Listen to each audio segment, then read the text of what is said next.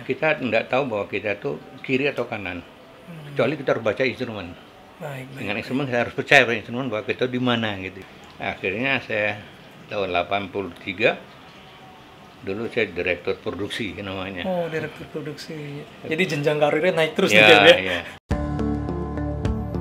Pilotnya jangan cuma dia bisa menerbangkan.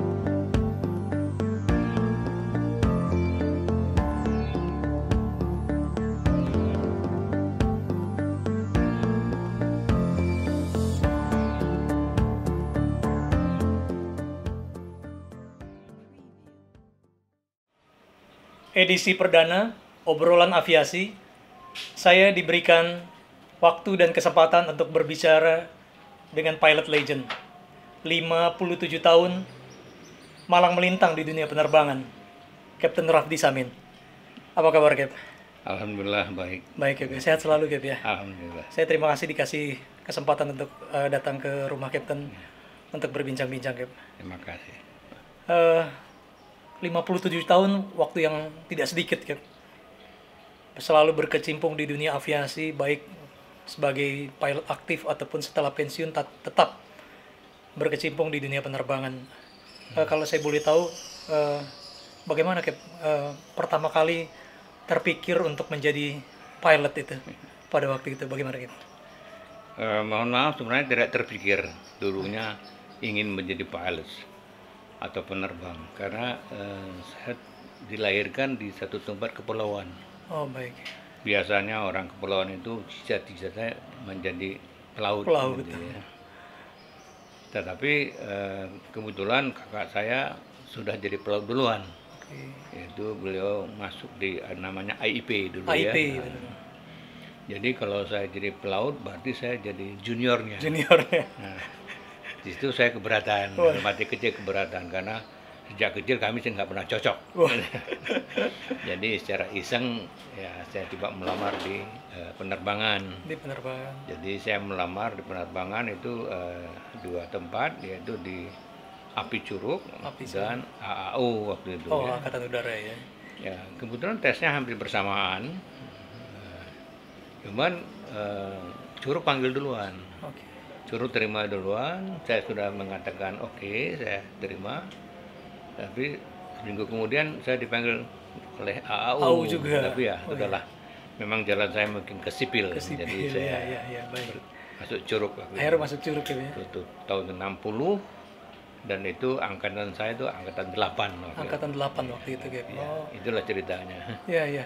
Satu angkatan itu ada berapa orang, Cap? Waktu kami masuk itu 40 dari Indonesia, 40. 4 dari Malaysia. Oh, ada juga yang dari luar Dari negeri, Malaysia. ya, sekolah di Itu Curug, ya. Malaysia itu angkatan kedua, karena angkatan pertamanya diangkat di Korps 7. Oh, sebelumnya juga sudah pernah sudah ada. Baik. Jadi angkatan saya ada 4 Malaysia dan 40 dari Indonesianya. Oh, baik. Oh, seperti itu, ya, Cap, ya. Ya, ya. Itu laki-laki semua, Cap, atau? Oh, iya. Laki-laki semua, Cap. Belum ada Dulu mungkin, belum ya. ada. Belum terpikir mungkin belum pilot menerima. perempuan itu, ya. Belum Oh, terpikir. baik. Terus selama pendidikan itu pendidikan secara ketarunaan atau seperti apa? Dulu sistemnya begini. Dulu kan sampai angkatan saya itu 8 ada yang namanya tahapnya ya. Solo biasa kan, solo. Oh, iya. Terus ada 60 hours. 60 hours itu adalah istilahnya PPL. PPL itu Private Pilot License, ya, mengambil Private Pilot License, ya. Kemudian ada CPL, Single Engine 180 hours. Oh, 180 Jadi, hours. itu semuanya di single engine. Oh, di single engine. Single Jadi engine semuanya. CPL itu Commercial Pilot License, ya. Iya, Oh, commercial baik. pilot license. Oke. Kemudian kita pindah ke twin engine. Twin engine. Twin engine itu Tapi tetap rotari, apa maksudnya, iya, balik-balik, propeller, propeller itu, propeller, ya.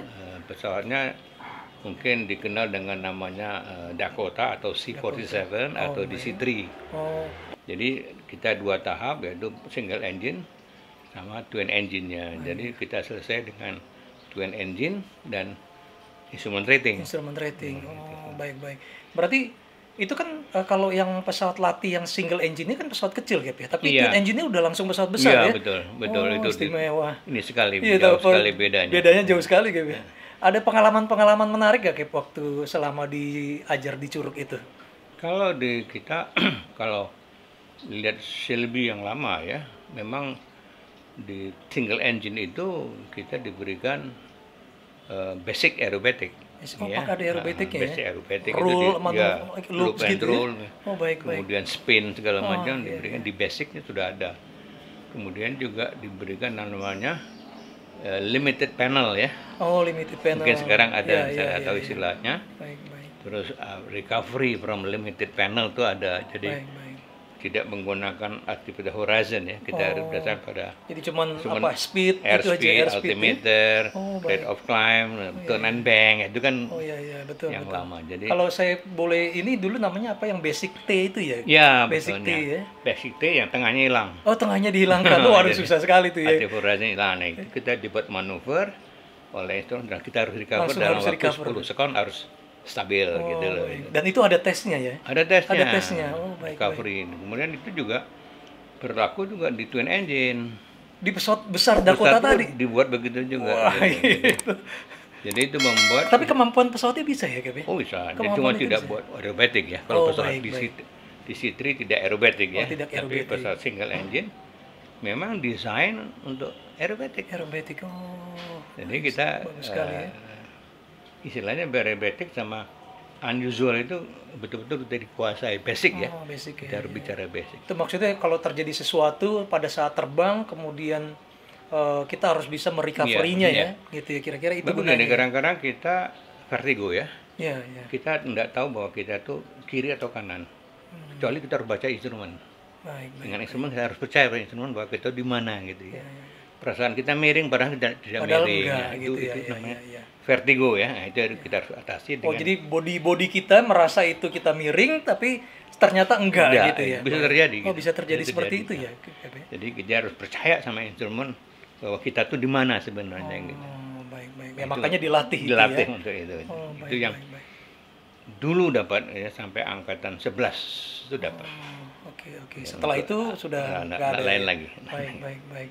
Oh, Pak pelatih atau instrukturnya pada zaman itu dari mana? Kep? Nah, waktu zaman saya masuk ada 2 dari Kanada. Oh, Instruktur Kanada untuk single engine-nya. single engine. Kemudian juga dari instruktur Garuda untuk single engine. Dan kalau untuk di C3-nya atau C47 semua instruktur dari angkatan 1 atau 3 gitu loh. Oh, jadi mereka dulu juga lulusan API Betul, Curug betul. gitu ya. Nah, Terus kerja dan captain yang jadi terus jadi captain dan jadi lagi. instruktur Balik. juga. Iya, Wah, istimewa kalau gitu kan. Iya. Baik. Pesawatnya juga yang supply. Oh, supply dari Iya, Garuda Garuda, juga ya, iya. Kep ya. Baik. Kemudian setelah lulus dari pendidikan Curug itu kemana, Kep? Ya, rombongan kita kebetulan dimasukkan Merpati karena Merpati baru terbentuk 62 Tahun di 62 Kalimantan. di Kalimantan. Oh, Captain lulus tahun 63 ya, Kep 63. ya? Baik. Jadi waktu itu memang pilot Merpati pertama di Kalimantan itu dari Auri. Oh, pernah. Nah, terus kami masuk ke Kalimantan, dipisah tuh. Ada ke Merpati Kalimantan, Merpati Jakarta yang terbang di Base-nya maksudnya base-nya ada di Kalimantan sama Jakarta kami juga ada gitu ya? beberapa orang di Curug. Oh, di Curug. Baik. Terus tahun 63 kan kita ngambil alih Papua. Oh, Irian ya, ya. Irian Barat ya, oke. Nah, terus ada nama perusahaan penerbangan Papua Irian itu namanya Kurndorf, Belanda. Oh, perusahaan Belanda itu. Diambil alih oleh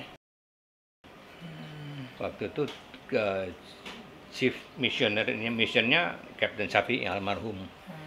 Jadi mengambil alih Kurndorf, tidak mengambil seluruhnya, terus diserahkan kepada Merpati karena Merpati sudah berdiri. Oh. Jadi di Papua itu akhirnya pencetusnya pilot, kemudian baru Merpati masuk. Oh, Baru baik. jadi Merpati dia. Oh. Dan itu langsung udah base di Jakarta gitu. Nah, base-nya Jakarta. Base di Jakarta.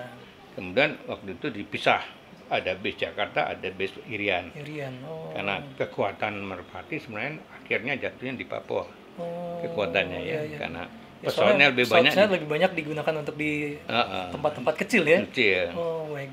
Kemudian berikutnya ya Merpati dapat bantuan Twin Otter segala macam dari untuk pengembangan Irian Jaya ya. Penerbangan perintis gitu ya waktu itu. Ya, waktu itu. Oh, baik.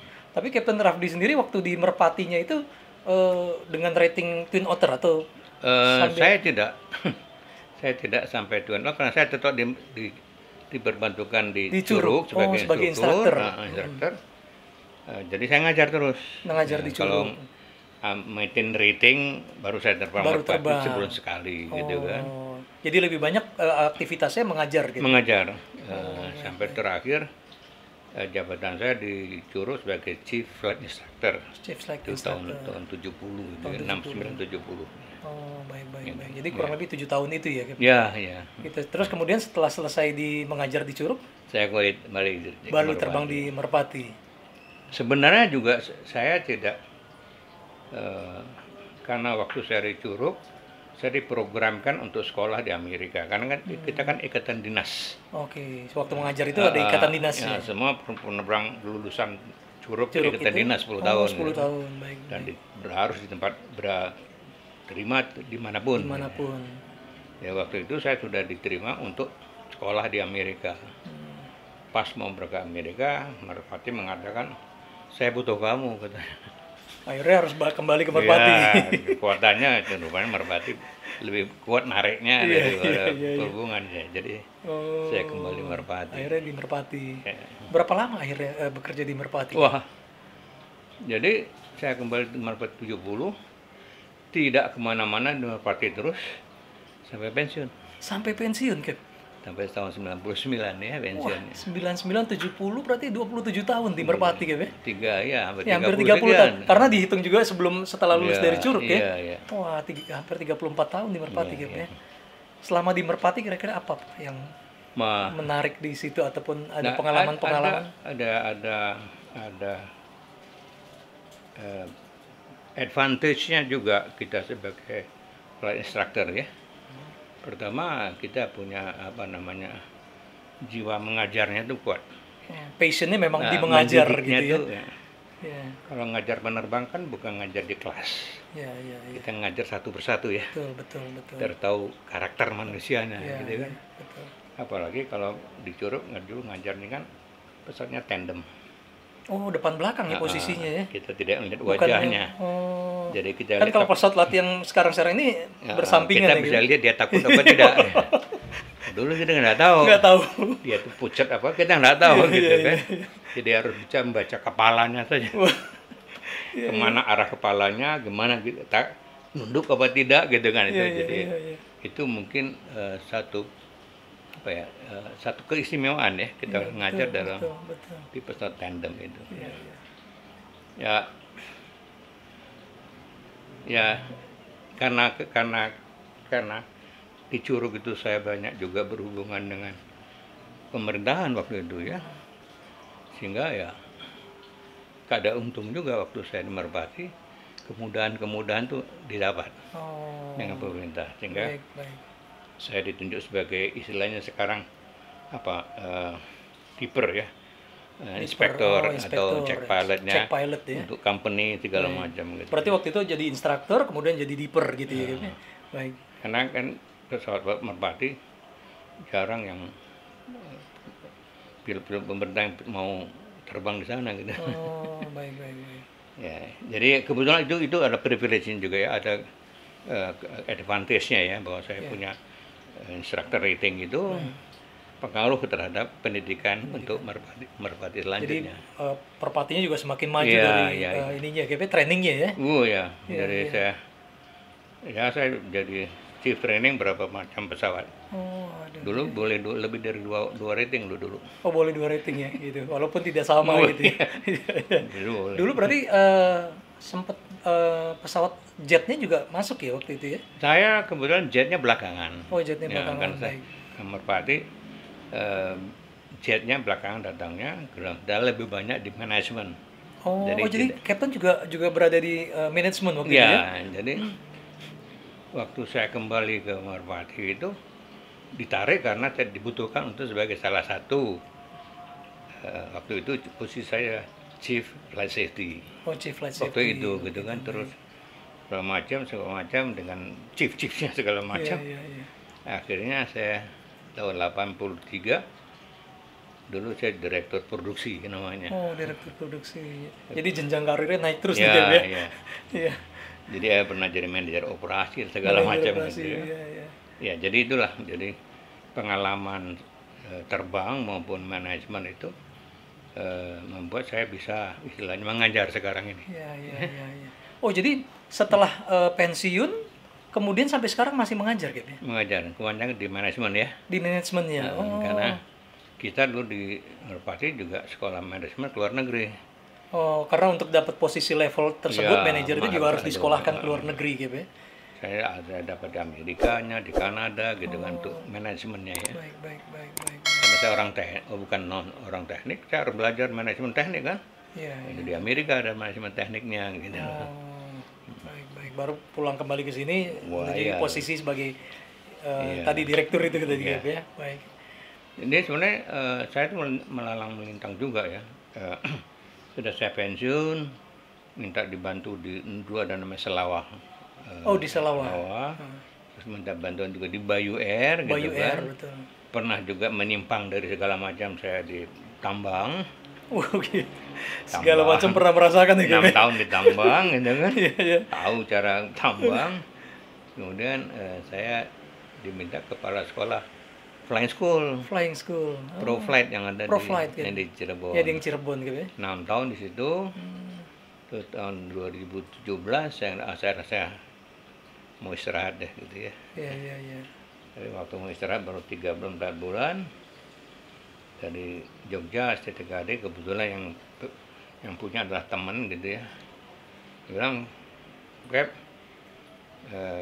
kalau nganggur nanti pikun. Coba deh ngajar. Memang selama ini saya sering ngajar juga, tapi sebagai dosen terbang, bukan menetap. Iya. Tadi selain di STTKD, kemudian bagaimana Kep? Saya sebenarnya ngajar itu sampingan ya. Baik. Diminta kembali itu untuk set up namanya AMTO. Ya,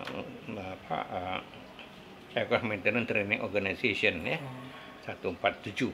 Ya, jadi saya diminta untuk set up itu. Jadi posisi saya sekarang adalah direktur dari AMTO tadi. AMTO tersebut. Ngajar sambil saja. Sambilan saja gitu kan. Baik. Sampai sekarang. Sampai sekarang. Waduh, istimewa. Sehat selalu ini sebenarnya. Jadi ada namanya sekarang STTKD membentuk namanya training center ya. Nah, di training center tuh ada 147 AMTO untuk teknik. Ada aviation security, ada pramugarinya. Jadi saya itu semacam jurusannya berarti ya? Salah satu jurusan dia. Ada program diploma, ada program training center yang menyangkut sertifikasi ya. Baik. Tapi kalau ini kan menyangkut ijazah. Ijazah ya, baik. Ini saya ngajar saja di situ karena untuk mengajar itu harus punya title ya. Iya, betul. Kalau ngajar di 3 paling tidak dia S1, gitu ya. Ngajar di 4 paling tidak dia adalah S2 gitu ya. Baik. Harus kita ikutin aturan itu. Iya. Jadi saya ngambil S1 saya di Curug. Jadi kembali lagi ke Curug buat ngambil S1 ya. Saya sudah pensiun baru saya ambil S1 di Curug. Terus saya ambil S2-nya di mana itu udah STPI ya kalau nggak salah namanya berarti ya, atau masih PLP Curug ya? STPI ya, STPI betul. Baik. S2-nya di Jogja pada umur 74 tahun. Waduh, 74 tahun. Jadi masih belajar. Diumumkan yang paling tua Pak Rabdi, umur 74 tahun sekian hari. Oh, buset. Iya. Wah, istimewa bisa tetap belajar dalam sampai dengan usia sedemikian ya. Jadi prinsip saya punya ilmu, saya mau tidak simpan ya. Baik. Apapun saya berikan lah. Apakah itu kalau soal teknis mungkin saya nggak bisa mencontohkan. Nggak contohkan lagi, tapi bisa menceritakan. Baik.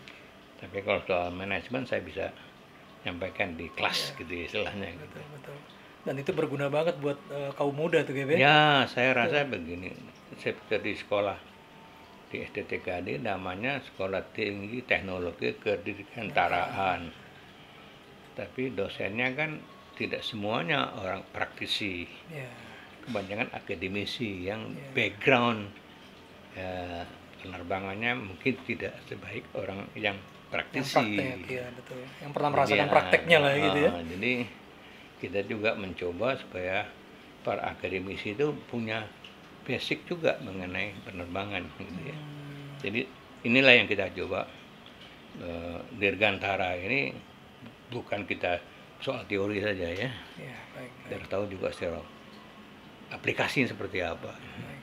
Akademisi kan tidak tahu aplikasi. Iya, betul. Semacam itulah ya. Jadi inilah saya mencoba pada mereka supaya mereka jangan sekolah teknologi kedirgantaraan ini hanya soal teori saja gitu kan. Betul. Dan ini berguna ya buat kaum milenial sekarang nih ya. Oh ya. Baik. Sedikit kita agak mundur sedikit nih, Cap. Saya dengar waktu itu kan ada ikatan penerbang alumni Curug, Cap ya. Iya. Saya dengar Kapten sebagai ketua yang kedua waktu itu, Cap ya. Iya. Itu gimana ceritanya? Ya saya juga begini. Saya sebenarnya tidak tahu bahwa itu ada. Jadi pada tahun 2001 nggak salah ya. Kita diundang ya untuk namanya kongres lah di Curug gitu. Saya baru tahu ada apa namanya ikatan gitu ya. Nah, di kongres itu disampaikan bahwa kita akan mengganti kepengurusan nih. Kepengurusan yang sebelumnya gitu ya. Sebelumnya, yang pertama ya. Terus cerita rupanya sudah terbentuk dengan yang mungkin bisa dilihat yang ini di plakat ini ya gitu. Plakat ini siapa pencetusnya. Dan kongres yang kita buat waktu itu 2001 kalau tidak salah itu diperkasai oleh Kapten Sunario sama Pak Mutarudin Segar sebagai sekjen ya perhubungan. Dari situ mereka menunjuklah istilah promotor, tunjukkan siapa yang jadi ketua gitu kan. Akhirnya saya terpilih ketua dengan pengurus termasuk Kapten Sri Subakti, Kapten Sujoto, ada beberapa kemudian Kapten Warby Watercam ya. Terus 2002 kita buat namanya 50 tahunnya API. API 50 tahun. 52, 2002 itu 50 tahun. Cukup besar kita buat di Curug. Waktu itu ya cukup banyak sponsornya dan kita mengundang yang paling ini kita mengundang istri dari Budiarto. Budiarto kan sebagai itunya kita mengundang beliau datang. Ada banyak juga senior kita undang. Nah, organisasi tidak bisa berjalan kalau memang tidak ada pendanaan ya. Memang kita sulit mendapatkan pada saat dana. Itu ya, pada saat itu. Jadi kegiatan kita tidak bergerak banyak gitu ya. Setelah berjalan waktu, ya kita yang tua-tua itu ada mulai meninggal gitu ya, sehingga kepengurusannya kacau balau. Vakum lah jadinya. Vakum, betul-betul vakum. Nah, kemudian ya tahun lalu Kapten Widi hubungin saya gitu kan, ya, kita menghidupkan lagi IPAK. Dalam hati saya alhamdulillah karena selama ini tanggung jawab saya itu boleh dikatakan tidak terlaksana. Saya sebagai ketua tapi tidak bisa melaksanakan kegiatan apapun gitu ya. Sampai berkas-berkas juga susah ketemunya lagi karena semuanya cukup lama ya, hampir ada di tangannya 17 tahun sekjen lebih ya. Sekretaris waktu itu Kapten Sri Subakti. Saya hubungin istri beliau gitu kan, almarhum, saya tanya mudah-mudahan bisa ketemu berkas, ternyata juga sudah nggak ada juga ya. Itulah jadi makanya harapan saya waktu itu bisa dibentuk baru ya. Dan waktu kita kongres di Curug juga pengurus yang lama atau notaris ini datang ya. Jadi datang waktu pemilihan untuk yang baru lagi ya. Jadi bagi saya beliau mengatakan udah kita putus saja yang lama, kita buat yang baru saja gitu. Jadi ya tidak jadi pengurus lama tidak akan mengganggu pengurus yang baru kan ya. Dengan nama yang baru juga ya gitu ya. Nama mungkin IPAK sama. IPAK-nya sama. Cuman mungkin bentuk logo atau segala mungkin beda. Berbeda, Ya. baik. Ya, mungkin organisasinya juga beda. Ya, jadinya ikatan pilot alumni Curug gitu ya, tapi tetap IPAK ya. IPAK lah. Ya. Baik. Ya tadi dengan segudang pengalaman, ilmu yang Kapten Rahdi punya dengan usia saat ini, gitu, masih ada nggak target-target yang ingin Kapten capai lagi? Betul, saya ada beberapa pesan yang yang belum tercapai. Misalnya gini, saya kan dengan kebetulan ya, saya dengan almarhum Pak Uweko tuh Garuda ya, itu termasuk bukan dekat sih, termasuk kenal baik gitu ya. Kami pernah bersama-sama di Amerika waktu beliau melaksanakan pengadaan pesawat Bank Indonesia. Dulu pesawat Bank Indonesia punya pesawat untuk ngirim uang ke daerah ya. Dan saya sama beliau ke sana, beliau terus saya ferry pesawat juga dengan orang Amerika, pesawat Beechcraft kecil ke Indonesia, dan beliau terbang sendiri. Mungkin pernah baca bukunya. Pak Uweko itu pernah terbang sendiri dari Solo lah ya, kita terbang Solo dengan pesawat itu ya. Dari Wichita, Amerika ke Indonesia. Oh, jadi long flight Wichita ke Indonesia? Ya, pakai ferry tank segala macam, singgah-singgah ya. Iya. Saya saja ngalamin Wichita, Auckland, Honolulu, Midway, Big Island, Guam, Manila, Zamboanga, gitu kan. Berapa kali transit ya, gitu ya. Nah, Pak Uweko itu terakhir berkomunikasi dengan saya tahun 94. Saya masih aktif di Merpati. 94 itu kan waktu melaksanakan nampak tilas selawahnya. Oh, perjalanan itu selawah ya. Dari Myanmar itu. Ya ke Aceh. Itu DC-3 tersebut gitu. DC-3.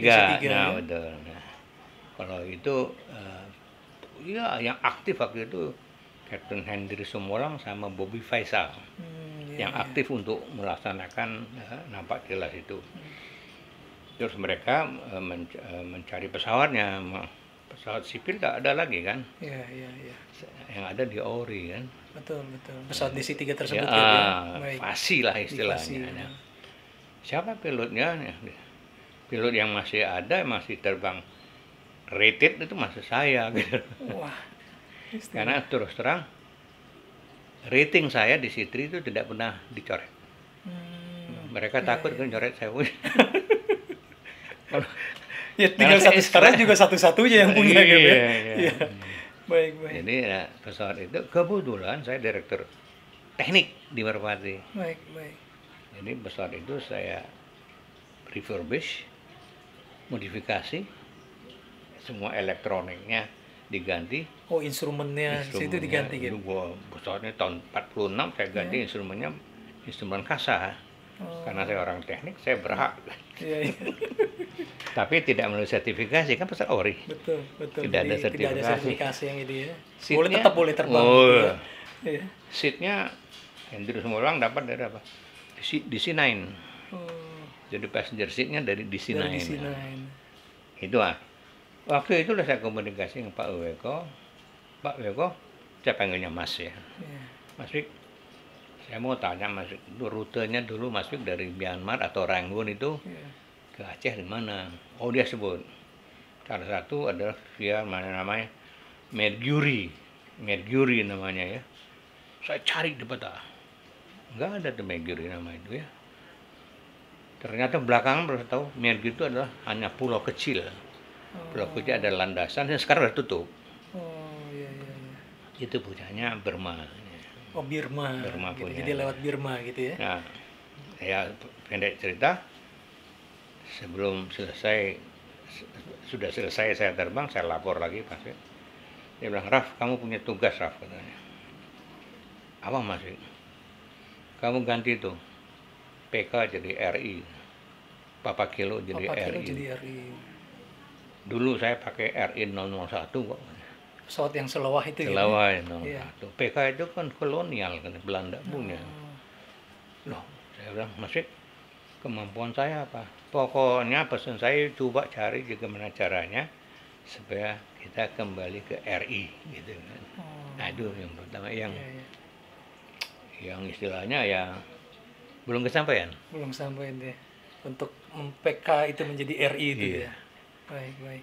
Saya pikir kalau jadi itu RI, misalnya kan banyak yang mengharapkan ya, termasuk dari IPAK juga mengharapkan bisa diganti PK jadi RI whatever ya, pokoknya ada Indonesianya lah gitu ya.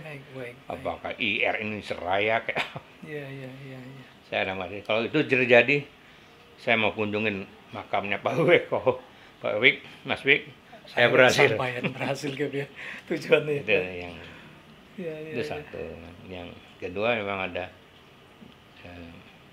bicara soal seaplane ya. Seaplane ini gitu ya. Nah, Saya dengar kemarin ada seminar juga mengenai seaplane gitu ya. Seaplane itu memang tidak bisa sekarang ini kita bicara komersialnya, tidak bisa. Karena komersial itu marketnya belum, ya. Tapi harus ada political will. Kalau Anda menembus isolasi di kepulauan, ada political will, bukan komersialnya dihitung. Sama seperti perintis di Papua, bukan komersial dihitung. Apalagi kita negara kepulauan. Betul. Ya. Saya pernah berapa kali menyampaikan di seminar ya, mengenai seaplane itu, dan dulu memang tanggapannya tuh lebih banyak negatifnya daripada positifnya. Gitu. Sampai sekarang juga waktu terakhir ada mengenai seaplane itu yang di hostnya oleh Pak Alvin Sena ya, yang itu juga kayaknya banyak sekali masalah yang tembus. Tapi ya kalau menurut orang Kanada memang harus ada special treatment. Jangan kita ikut aturan-aturan internasional. Ya. Kita punya lokal aturan kok. Selama dia nggak keluar ya kita pakai lokal kan. Baik. Padahal dulu seingat saya juga pernah ada pesawat seaplane yang Albatros atau saya di Pulau Tanjung Pinang itu pesawat yang datang ke sana tuh Catalina ya, betul Catalina. Dari KLM dulu ya. KLM. Catalina itu. Beda Garuda Catalina. Dan Belanda sendiri sudah tahu tuh untuk isolasi pulau-pulau itu mereka pakai itu ya. Catalina. Ada dermaga khusus lah ya untuk ini. Tidak juga, cuma kita dipersulit aja. Baik. Kalau baca-baca bagaimana seaplane atau amfibi kerja di Australia, Kanada, mereka masuk aja di sungai-sungai gitu kan. Iya betul. Di Kanada itu juga. Iya, kalau di Australia itu mereka take off dari sungai mana aja untuk cari krokodil kan. Iya. Dan juga biasanya juga penyemprotan itu juga mereka gitu ya, landing ambil langsung take off lagi gitu ya. General aviation kita yang harus kita. Salah satu yang saya dengar IPAK juga ingin mengembangkan general aviation sama seaplane. Saya setuju. Itu yang mudah-mudahan dua target ini dapat kesampaian itu alhamdulillah, mudah-mudahan. Belum umur saya ingin ini terlaksana gitu. Meskipun bukan saya menggerakkan, tapi ya ini terjadi gitu loh. Baik. Terakhir pesan untuk generasi muda apa nih kan? Begini, beda memang yang kita bicara soal old pilot. Bukan, saya nggak mengatakan old, nggak ada old aircraft, aging pilot yes. Yang berumur gitu ya. Memang sekarang teknologi ya, tapi jangan lupa dengan basic ya. Basic itu sangat penting. Sebab teknologi itu buatan manusia, ya. Dengan basic itu yang di dalam kita. Jadi kalau misalnya terjadi sesuatu dalam teknologi yang failure teknologi, ya kita harus kembali ke basic. Saya rasa itu yang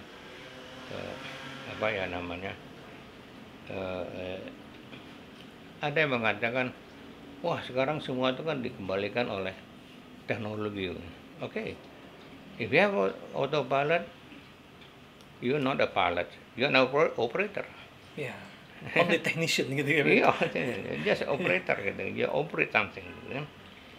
Apalagi nanti kalau take off and landing sudah autopilot yang melaksanakan udah what you have to do. Cuman ya tetap harus ada kan dengan itu.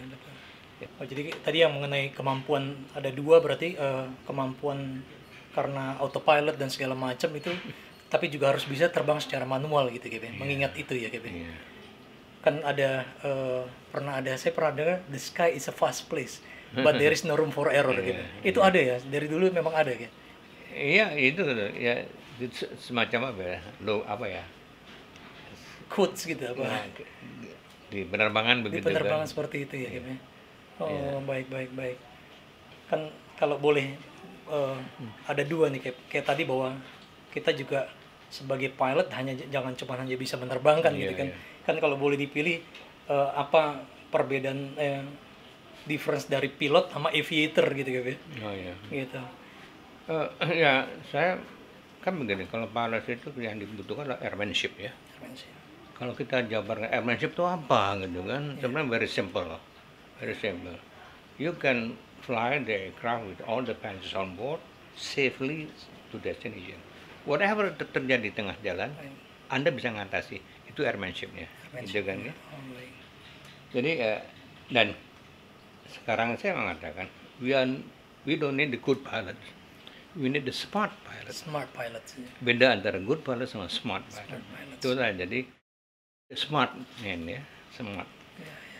Smart dan terbang juga ada hati gitu ya. Iya, smart semuanya itu luas sekali. Luas sekali gitu. You are good. Oke, good dalam satu hal. Kalau kita bicara smart, itu banyak hal. Gitu. Baik. Baik kalau gitu Cap. Terima kasih atas waktunya. Ya semoga cita-cita yang dua tadi dapat tercapai dan para generasi muda tadi juga mendengar juga masukan dari Kapten Rafdi Samin. Ya. Mudah-mudahan ya saya beda apa ya, beda generasi mungkin ya, mereka mengatakan itu perlu lama hanya tahunya begitu gitu kan. Ya sebagai tambahan saja, waktu saya menyampaikan kita perlu di flying school tuh basic aerobatic supaya kita dengan disorientasi gitu kan, semacam itu. Tapi ada instruktur pejabat mengatakan, itu kan dulu dipersiapkan untuk perang katanya. Bukan, you're not talking about perang, kita dengan soal kemampuannya kita dalam kemampuan mengendalikan ketika terjadi sesuatu, kira-kira seperti itu ya Cap ya. Baik, terima kasih Cap. Dengan ini kita akhiri acara obrolan aviasi kita. Jangan lupa subscribe, kemudian komen di bawah ini. Terima kasih Cap. Terima kasih.